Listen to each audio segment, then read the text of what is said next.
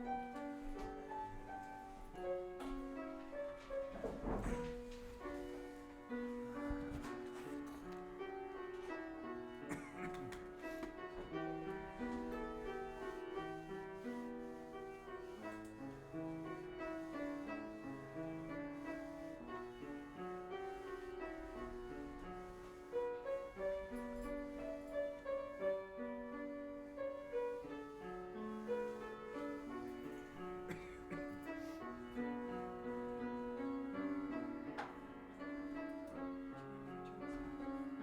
you want.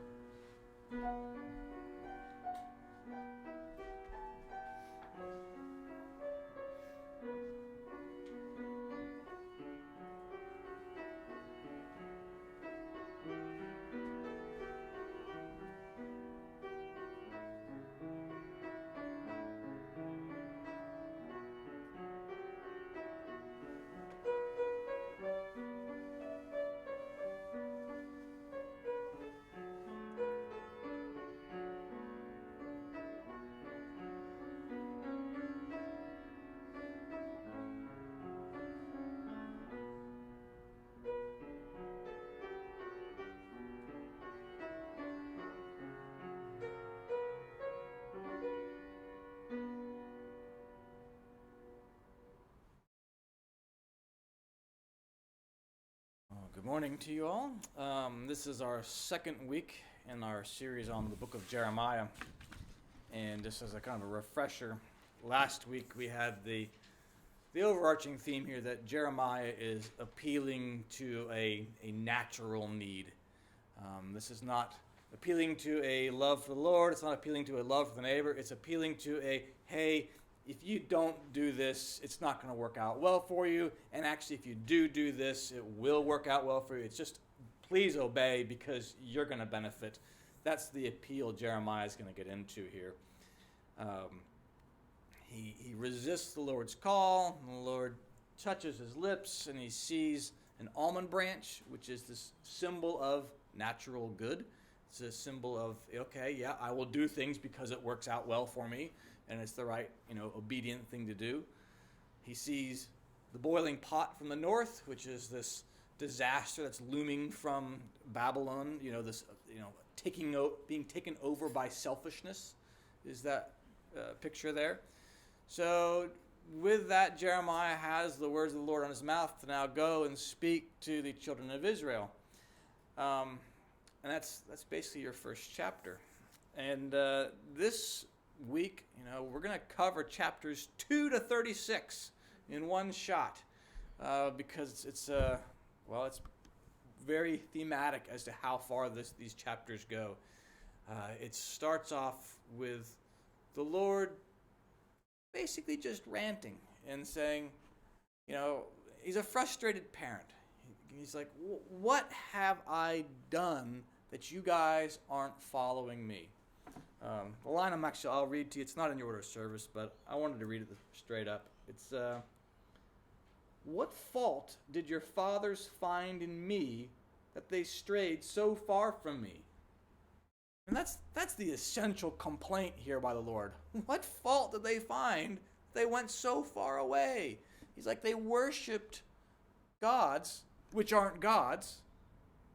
And why did they do that? I've done all these things. I've brought you to this land of milk and honey. It's fabulous here. Why? He even pulls Jeremiah and he says, look across the Jordan. Look at all these other nations, the Kenites, the Moabites, and all these guys. Who among them changes gods? Who does this? I mean, it's a really nice way of looking at things. He's incensed and in disbelief because he's like, nobody changes gods. But the one nation who, beats up on Egypt, their God does all these things for him, drags them around, makes them to a great nation. The one nation who has the true God, guys, leave them. What's wrong here? What did I do wrong? So he's very frustrated. And, when you consider the times that, gods were regional, every region had its god, he's even more mind blown that this could possibly happen. Nobody changes gods. So that's where that goes on for chapter after chapter after chapter of this, looking at all the things that the Lord has done for them, looking at all the ways that they've left and how they've foolishly left. And then we get to Jeremiah chapter 12. Jeremiah actually gets an opportunity here to talk back. And I don't mean talk back in disrespect, but, enter a conversation. And think about this in terms of, where Jeremiah is. Well, all right, we'll explain in a minute here. But here's Jeremiah chapter 12. This is what he says to the Lord. He says, righteous are you, O Lord, when I plead with you. He's trying to be respectful. Yet let me talk with you about your judgments. Why does the way of the wicked prosper? Why are those happy who deal so treacherously? You have planted them, yes, they have taken root. They grow, yes, they bear fruit. You are near in their mouth, but far from their mind. Jeremiah is essentially saying, everybody else is just as bad as we are. When you read these surrounding chapters, that's kind of what he's getting at. Everybody else around is worshiping false gods too. Why are you so mad at us? I think of it as like the child and the parent. The standard excuse, well, my friends are doing it. Isn't that what we say? But Mom, but everybody else was doing it. Little Jimmy was doing it too. And what does the parent say? I don't care what little Jimmy was doing. I told you to be home by 5 o'clock, or I told you not to do that. This is where the point of the conversation is, and it's this very natural way of looking at things. Everybody else is doing it. The Lord responds, and then verse 5, he says, if you've run with the footmen, and they have wearied you, then how can you contend with horses? And if in the land of peace, in which you trusted, they wearied you, then how will you do in the flooding of the Jordan? Setting this up. He's like turning it back. Like, I'm trying to raise you up, and you have faltered when everything's easy. Your life is good. I gave you everything. You still fell on your face. I want you to raise your game, but you can't even play well when the odds are in your favor. Secrets of Heaven gives us some nice explanation as to the imagery here in that verse 5. It says that the sons of Israel crossed the Jordan when they entered the land of Canaan, and that it was then divided, likewise represented access to the internal man through the external, and also man's entrance into the Lord's kingdom besides other things. And because the external man continually fights against the internal and desires dominion, the pride or swelling or flooding of the Jordan became a prophetic expression. So the Lord's saying, everything's great in the land, but how are you going to do when your pride swells? When your desire to have things in the world the way you want impedes upon your spiritual side of you? How are you going to do that when you're not even able to do the things right when the Jordan is at non-flooding levels? Jordan floods, and it's this desire for, respect and admiration of everybody around you. It's the desire for things in the world. The swelling of the Jordan is that natural impingement on your spiritual ideals. As in Jeremiah, the swelling of the Jordan denotes the things that belong to the external man, which rise up and desire to dominate over the internal man, as reasonings do here, which are the horses, and the confidence that is from them. So horses in general represent the understanding. So how are you, you're supposed to be competing with horses, but men are wearing you out. It's just like your parents saying to you, I don't care what so-and-so does. I've raised you to do things the right way, to think beyond just the appearance of what's going around you in the world. But this is a problem the Israelites have had for a long time now. They wanted a king because all the other neighbors had a king, so they got Saul. Well, they want to do this because everybody else did it. They continually want to do what the world around them has. And the Lord's coming back saying, look, I want you to be exceptional. I don't want you to be like everybody else. You're my chosen people. I want you to be exceptional. So Jeremiah is being given that lesson. And then the Lord shows some of his true side in the following chapters, explaining to them how he expects this whole thing to kind of unfold. That this isn't just about, I'm here to punish you and this is all bad. I'm still working with you to raise you up. So we get to Jeremiah chapter 24, and we have this little image about figs. Here we go. The Lord showed me, and there were 2 baskets of figs set before the temple of the Lord, after Nebuchadnezzar, king of Babylon, had carried away captive Jeconiah, the son of Jehoiakim, king of Judah, and the princes of Judah, with the craftsmen and the smiths from Jerusalem, and had brought them to Babylon. 1 basket had very good figs, like figs that are first ripe, and the other basket had bad figs, which could not be eaten. They were so bad. Then the Lord said to me, "What do you see, Jeremiah?" I said, "Figs, the good figs, the very good, and the bad, the very bad, which cannot be eaten. They are so bad." Again the word of the Lord came to me, saying, "Thus says the Lord God of Israel, like these good figs, so will I acknowledge those who are carried away captive from Judah, whom I have sent out of this place for their own good into the land of the Chaldeans. For I will set my eyes on them for good, and I will bring them back to this land. I will build them and not pull them down. I will plant them and not pluck them up. Then I will give them a heart to know me, that I am the Lord, and that they shall be my people, and I will be their God. For they shall return to me with their whole heart.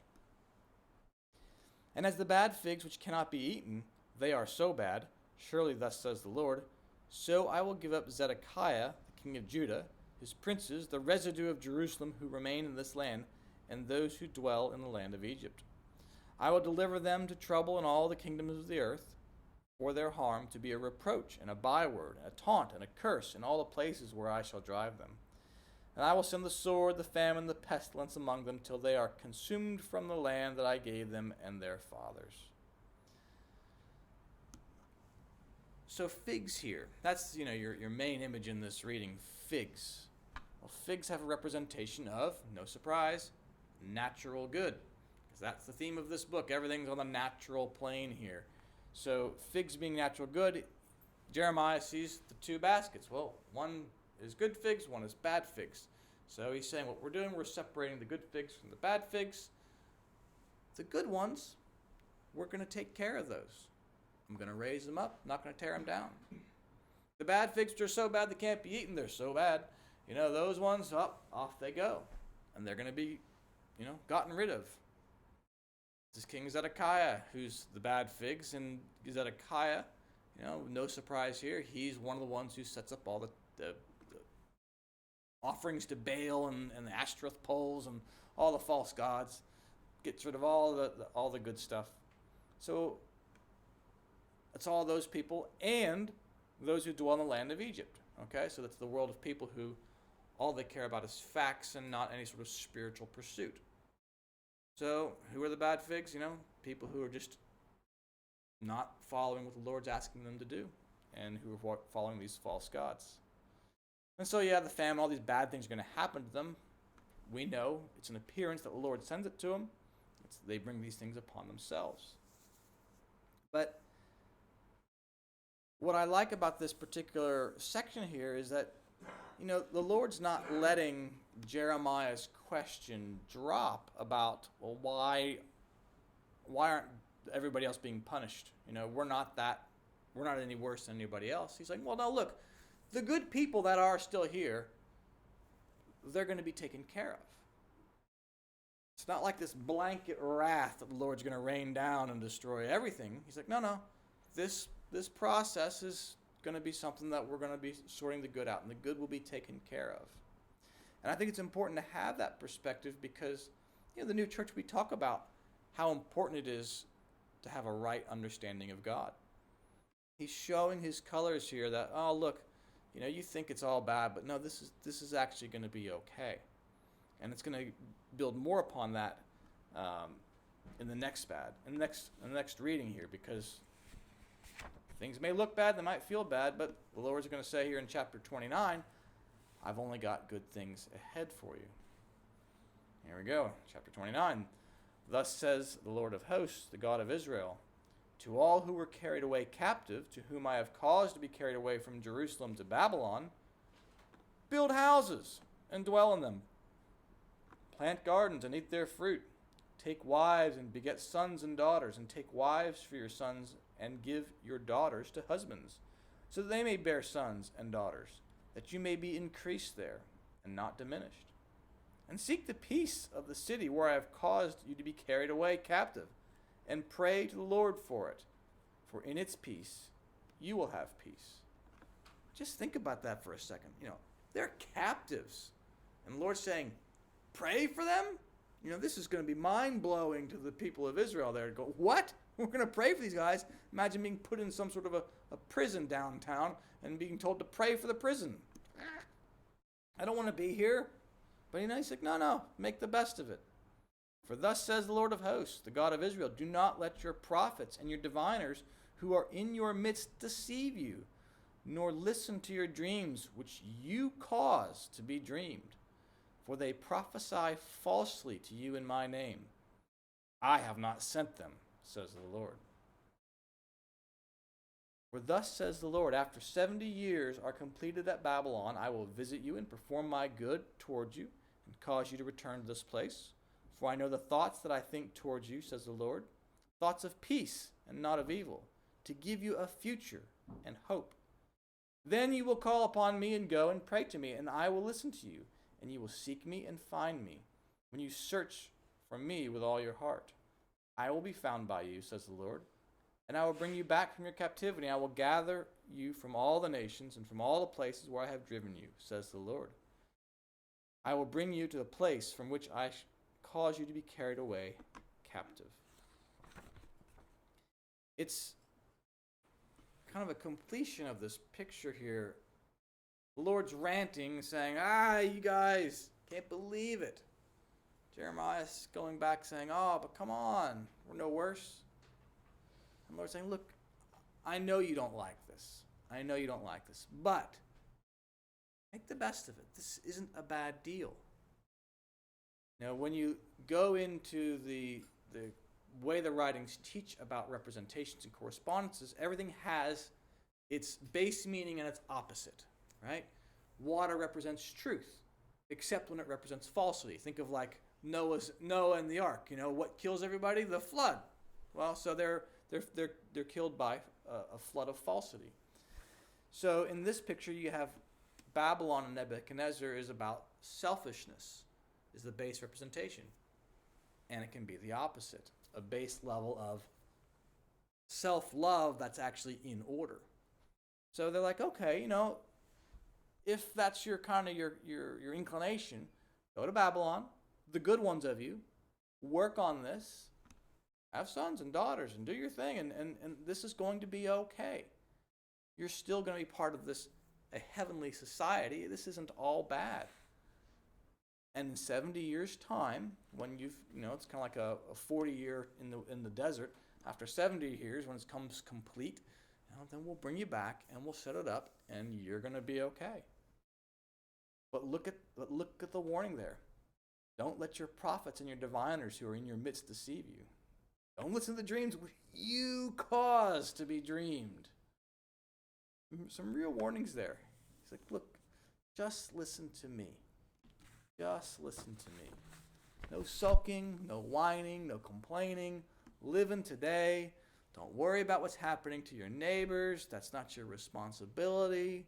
What may look like good fortune to them is eventually going to come down on them anyway. And we're going to get to that in the further chapters of this book about how the Lord's going to deal with the neighbors. But it's really a call saying, look, don't worry about anybody else. Are you doing what I've asked you to do? Amen.